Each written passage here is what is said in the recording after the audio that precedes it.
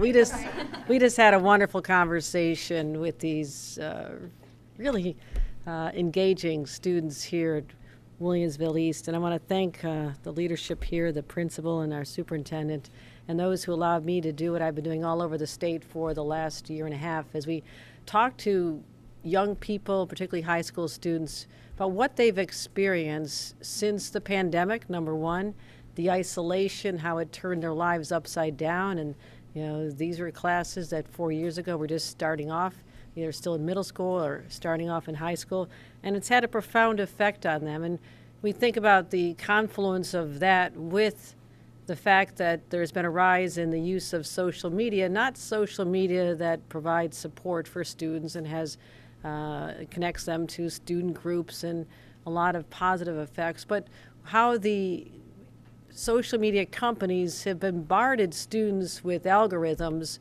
which are very, very addictive. And it's hard to break away from this. And so we talked about how some of the students have the discipline to, set it aside during the school day. There's just a pull that's constantly there.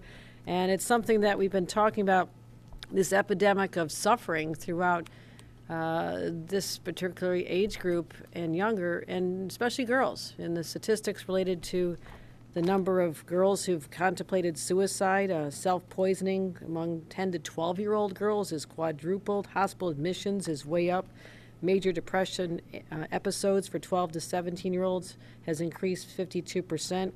Suicide among 12 to 14-year-olds has doubled. So there is a linkage that we're trying to deal with at the state legislative level, because many of us are parents, or we have nieces and nephews, and we're seeing them struggle with this.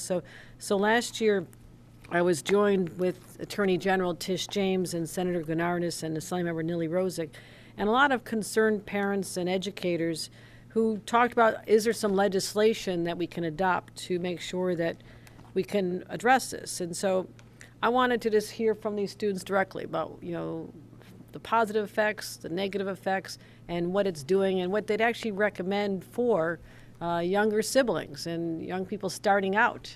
Would they have the same access and dependency on social media if they could avoid it? So really, really thoughtful conversation. I'm taking those ideas back to our legislature to continue working to pass legislation over the next couple of weeks. There's just a few days left before it's all finished. And so I think we can get these bills passed that'll help complement my efforts to deal with the rise in mental health challenges, $1 billion of investment that we deal with as far as providing support for young people with eating disorders and youth community treatment teams, $10 million to address youth suicide.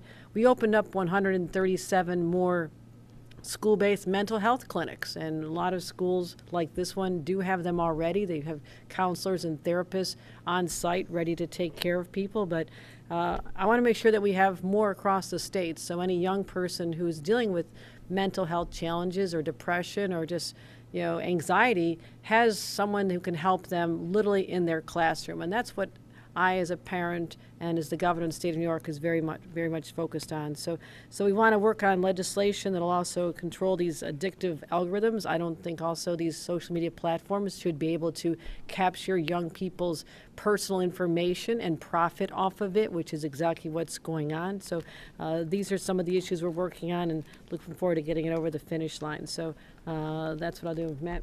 Yeah, with that, before we take questions, we'll let the students and the faculty return back to their classes. All right. All right. Great to see everybody. All right. Thank you. Thank you. Good to see you. All right. Take care. Good luck to everybody. Good luck. Thank you for your comments.